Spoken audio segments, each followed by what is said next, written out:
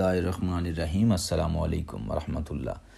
ناظرین، آج ہم بات کریں گے نئے امریکی صدر جو بائیڈن کے بارے میں، ان کی زندگی کے بارے میں، ان کی زندگی میں کیا اتار چڑھا ہوا ہے، ان کی زندگی کا سفر کیسا تھا، ان کا سیاسی کیریئر کیسا تھا اور ان کی زندگی میں کیا کیا مشکلات پیش آئیں۔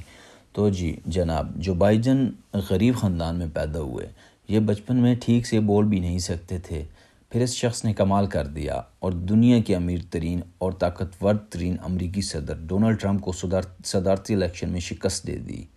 چلیں ابھی ان کی زندگی کا نشیب و فراز آپ کے ساتھ شیئر کرتے ہیں۔ جو بائیڈن 20 نومبر 1942 میں ریاست پینسلوینیا کے ایک قصبے میں پیدا ہوئے۔ ان کے والد ایک عام سے محنت کش انسان تھے۔ ان کے والد جوزف بائیڈن بھٹی میں چمنیوں کو صاف کرنے کا کام کرتے تھے۔ ان کی والدہ کیتھرین ایک گھریلو مذہبی کیتھولک خاتون تھیں، لیکن جو بائیڈن بتاتے ہیں جب کبھی محلے کے دوسرے لڑکوں کے ساتھ ان کی لڑائی ہوتی اور جب کبھی وہ مار کھا کر گھر آتے تو ماں ان کو ہمیشہ ایک ہی بات کہتی تھی کہ ان لڑکوں کی ناک سے تمہیں خون نکال کے آنا چاہیے تاکہ دوسرے دن جب محلے میں نکلو تو سر اٹھا کر چل سکو، اور یہی زندگی کا اصول ہے۔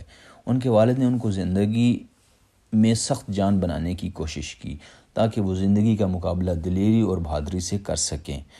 جو بائیڈن 13 برس کی عمر میں پینسلوینیا سے ڈیلاویئر ریاست منتقل ہو گئے، کیونکہ وہاں ڈیپو نامی کمپنی کا ایک نیا پلانٹ کھلا تھا، جس کی وجہ سے نئے اقتصادی مواقع پیدا ہو رہے تھے اور روزگار کے اچھے مواقع تھے۔ وہاں پہ جو بائیڈن سینٹ ویولینیا اسکول میں گئے اور انہوں نے وہاں سے ابتدائی تعلیم کی شروعات کی۔ پھر اسی جگہ پہ ان کو ایک اچھی اسکول آرچ میئر اکیڈمی میں داخلہ مل گیا۔ جو بائیڈن بچپن میں ہکلاتے تھے، جو کہ اپنا نام بتا بھی نہیں سکتے تھے۔ جب وہ اپنا نام بتاتے تھے تو وہ جو کے بعد بائی بائی بائی کی تکرار کرتے تھے، جس کی وجہ سے دوسرے لڑکوں نے ان کا نام ہی بائی بائی رکھ دیا۔ اکثر ان کا لوگ مذاق بھی اڑاتے تھے اور اسکول ٹیچر ان کی اکثر حوصلہ افزائی کرتے تھے اور ان کو ہمت بناتے تھے، لیکن انہوں نے کبھی ہمت نہیں ہاری اور اپنی ہکلانے کی عادت پر قابو پانے کے لیے شیشے کی گولیاں منہ میں ڈال کر لمبی نظمیں پڑھتے تھے اور آئینے کے سامنے کھڑے ہو کر دہراتے رہتے تھے۔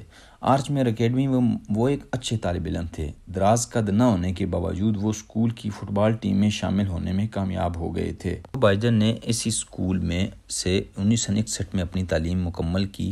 اس کے بعد جو بائیڈن نے گھر کے نزدیک ہی ایک یونیورسٹی میں داخلہ لے لیا، جس کا نام یونیورسٹی آف ڈیلاویئر تھا، جہاں انہوں نے تاریخ، ہسٹری اور سیاسیات میں BA کیا، لیکن فٹ بال کھیلنا پھر بھی انہوں نے نہ چھوڑا۔ یہ وہ زمانہ تھا جب ایک نوجوان امریکی صدر جان ایف کینیڈی نے عوام کو اور نوجوانوں کو بہت متاثر کیا تھا۔ جو بائیڈن بھی اسی نسل کا حصہ تھے۔ ایک دفعہ جب ان کو اپنی یونیورسٹی کی چھٹیاں ہوئیں تو وہ برہمے کے جزائر پر سیر کرنے کے لیے گئے، جہاں پر سیریکیوز یونیورسٹی کی ایک طالبہ جس کا نام نیلیا ہنٹرس تھا، اس سے ان کی ملاقات ہو گئی۔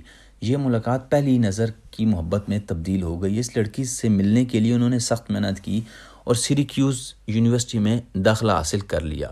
انہوں نے 1965 میں قانون کی تعلیم شروع کی اور ایک برس بعد یعنی 1966 میں نیلیا ہنٹر کے ساتھ انہوں نے شادی کر لی۔ کہا جاتا ہے کہ جب ان کے والدین سے ملنے گئے تو ان کے والدین نے سوال کیا کہ مستقبل میں کیا کرو گے، مستقبل میں تمہاری کیا پلاننگ ہے، کس طرح کماؤ گے، کس طرح گھر چلاؤ گے؟ تو جو بائیڈن نے کیا جواب دیا کہ میں امریکی صدر بنوں گا۔ حالانکہ اس وقت جو بائیڈن اس درجے کے طالب علم تھے۔ 1968 میں قانون میں تعلیم مکمل کرنے کے بعد جو بائیڈن ڈیلاویئر کے ایک شہر ولیم میں منتقل ہو گئے، جہاں انہوں نے ایک کمپنی میں وکالت کا کام شروع کر دیا۔ یہی ان کی پہلی جاب تھی اور وہیں وہ ڈیموکریٹک پارٹی کے سرگرم رکن بھی بن گئے۔ 1971 میں مقامی حکومت کے رکن بطور کونسلر منتخب ہوئے۔ کونسلر کے ہوتے ہوئے بھی وکالت جاری رکھی۔ اس دوران ان کے 3 بچے پیدا ہوئے، 2 بیٹے اور 1 بیٹی۔ 1972 میں ڈیموکریٹک پارٹی نے ریپبلکن پارٹی کے ایک مضبوط امیدوار جے کلب باگز کے مخالف انتخاب لڑنے کے لیے ان کو آمادہ کیا۔ اگرچہ ان کا اپنے سے زیادہ مضبوط امیدوار کے مقابلے میں جیت کا بہت کم امکان تھا، لیکن پھر بھی انہوں نے ڈٹ کر مقابلہ کیا، جس میں ان کی بہن، بیوی اور ان کے والدین نے بھرپور ساتھ دیا۔ ان کے والدین نے گھر گھر جا کر ان کی انتخابی مہم چلائی اور لوگوں سے ووٹ مانگے۔ اس برس 9 نومبر میں اسی برس نومبر میں مقابلہ منعقد ہوا، ووٹنگ ہوئی، بہت سخت اور کانٹے دار مقابلہ ہوا، ووٹر بھی کثیر تعداد میں گھروں سے باہر آئے۔ نتیجہ جب نکلا تو بہت سے لوگوں کو جو بائیڈن کی کامیابی پر حیرت ہوئی۔ اس طرح وہ ملک کی تاریخ کے کم عمر ترین 5ویں سینیٹر منتخب ہوئے۔ ان دنوں جب وہ سینٹ کی رکنیت کا حلف اٹھانے والے تھے تو ان کی بیوی اور بچے کار حادثہ کا شکار ہو گئے۔ ان کی بیوی کرسمس کے لیے شاپنگ پر گئی تھی کہ ٹریکٹر کے ساتھ حادثہ پیش آ گیا۔ اس حادثہ میں ان کی بیوی اور ان کی بیٹی موقع پر ہی ہلاک ہو گئے اور 2 بیٹے شدید زخمی ہو گئے اور اسپتال منتقل کر دیے گئے۔ جو بائیڈن حلف اٹھائے بغیر ہی ہسپتال روانہ ہوئے اور اپنے بچوں کے ساتھ ہسپتال میں ہی رہے اور ادھر ہی ان کے بیڈ کے ساتھ کھڑے ہی انہوں نے سینٹ کا حلف لیا۔ اس کے بعد تمام انتخابات میں کامیابی ان کا مقدر بنی۔ اس سلمیے کے بعد حلقے کے لوگوں نے ان کو اپنا غیر رسمی طور پر اپنا ایک مستقل نمائندہ قرار دے دیا۔ جو بائیڈن سینٹ کی اہم کمیٹیوں کے رکن رہے، پھر کافی عرصے تک خارجہ پالیسیوں کے چیئرمین بھی رہے۔ اکثر تجزیہ نگار ان کو خارجہ امور کا ماہر بھی سمجھتے ہیں۔ انہوں نے روس کے ساتھ اسلحے کی دوڑ پر قابو پانے کے لیے معاہدہ کرانے میں بہت اہم کردار ادا کیا۔ اکثر سیاسی رہنماؤں کو سیاست وراثت میں ملتی ہے یا ان کی کامیابی مکمل طور پر ان کی اپنی محنت کا نتیجہ ہوتا ہے، یا ان کے ارد گرد کے حالات انہیں حادثاتی طور پر لیڈر بنا دیتے ہیں۔ امریکہ میں حزب اختلاف کے صدارتی امیدوار جو بائیڈن کو تیسری فہرست یعنی حادثاتی طور پر لیڈر بننے والوں میں شمار کیا جاتا ہے۔ جو بائیڈن نے 1977 میں جیم نامی خاتون سے دوسری شادی کی۔ اس شادی میں سے ان کی ایک بیٹی پیدا ہوئی جس کا نام ایشلے تھا، جو 1981 میں پیدا ہوئی۔ 2015 میں جب پہلی بیوی سے پیدا ہوئے بیٹے پیو بائیڈن کی دماغ کے کینسر کی وجہ سے موت واقع ہو گئی، تو اس موت کے بعد جو بائیڈن کا غم ان کے سیاسی کیریئر میں ایک دفعہ پھر اضافے کا موجب بنا۔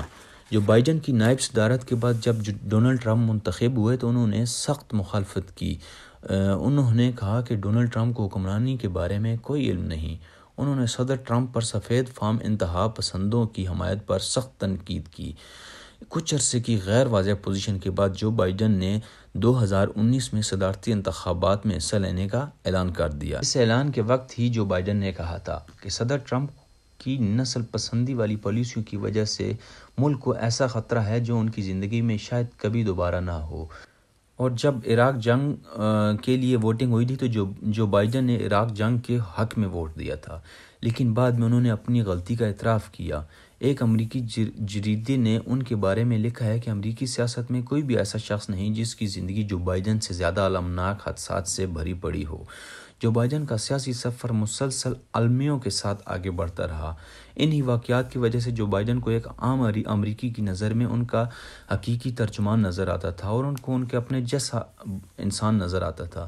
1988 میں بھی انہوں نے ایک دفعہ صدارتی انتخابات میں حصہ لیا تھا، لیکن ایک برطانوی سیاستدان کا ایک اقتباس چرانے کی وجہ سے وہ اس دور سے باہر ہو گئے تھے۔ برطانوی سیاستدان کے والدین کانکون تھے۔ جو بائیڈن کے ان کی تقریر کا حصہ اپنا بنا کر پڑھتے وقت اپنے والدین کو بھی کانکون کہہ دیا تھا، جبکہ ان کے والدین کانکون نہ تھے، فیکٹری میں چمنیاں صاف کرنے کا کام کرتے تھے اور ان کی والدہ ایک گھریلو خاتون تھی۔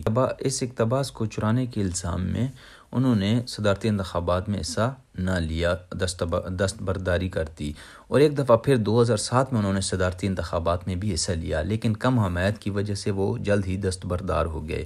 لیکن اس دور میں کامیاب ہونے والے صدر باراک اوباما نے ان کو اپنا نائب صدر منتخب کیا۔ جو بائیڈن صدر اوباما کے ساتھ 2 مرتبہ نائب صدر منتخب ہوئے۔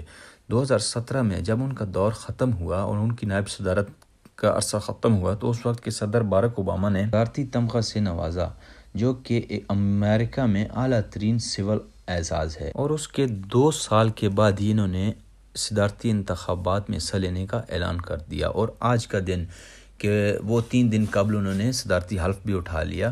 اور ناظرین، ادھر سب سے دلچسپ بات یہ ہے کہ جیسے ہی صدر جو بائیڈن نے حلف اٹھایا اس سے اگلے دن ہی انہوں نے آفیشلی کام سٹارٹ کر دیا، اور 17 ایسے بل جو کہ مذہب، نسل، رنگ اور قومیت کی بنیاد پر صدر ڈونلڈ ٹرمپ نے پاس کیے تھے، انہوں نے وہ سارے کے سارے کینسل کروا دیے۔ اگر ہمارے ملکوں میں یہی صورتحال ہو تو 3 مہینے ہم ایک دوسرے کو مبارکبادیں اور نعرے لگانے میں ہی ضائع کر دیتے ہیں اور ایک دوسرے پہ الزام لگاتے ہیں کہ میری یہ تیاری نہیں تھی اور وہ تیاری نہیں تھی۔ ناظرین، آپ کی رائے کے مطابق جو بائیڈن آئندہ آنے والے وقتوں میں، آنے والے دنوں میں دنیا کے لیے کیسے ثابت ہوں گے، اور ان کی جو ساری ان کی زندگی کی روداد ہے، جو ان کی جورنی ہے، ان کے بارے میں آپ اپنی رائے ضرور دیں۔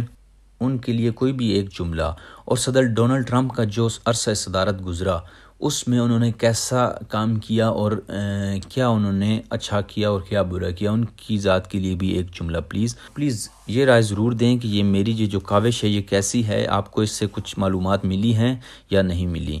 تو اگر آپ مجھے اس کے بارے میں کچھ بتائیں گے تو انشاءاللہ نیکسٹ ٹائم میں آپ کو کچھ اچھی اور انفارمیشن دوں گا، اور سبسکرائب کرنا نہ بھولیے گا۔ اور ناظرین، اپنا خیال کیجئے، اپنے چاہنے والوں کا خیال کیجئے، اپنے پیار کرنے والوں کا خیال کیجئے، اور دعاؤں میں یاد رکھیے گا۔ اللہ حافظ۔